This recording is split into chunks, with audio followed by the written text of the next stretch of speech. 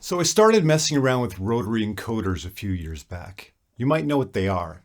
They rotate endlessly in both directions, and when you press the knob, it acts like a button.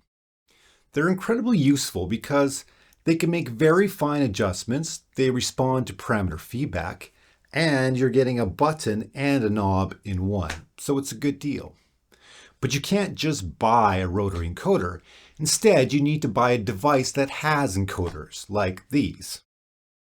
The thing is, sometimes one of these isn't the solution when all you really need is one of these. So I rolled my own. I added support for encoders to MIDI expression and eDRUMin, designed a circuit, printed an enclosure, and voila! I started placing these in key locations around my studio to solve some very specific problems.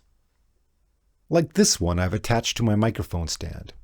It's connected to a MIDI expression that feeds my RME interface, and all that it does is control the input gain from my mic. And there's one here attached to my hi-hat stand to control my headphone volume. So many times I've sat down to play just to realize my headphones were way too low. I'd have to get up, walk over to the computer, snag something with my headphone cable on the way.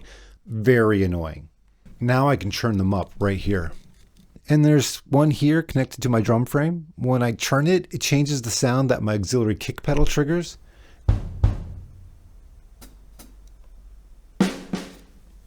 And when I long press it, it allows me to use this cymbal to record drum loops.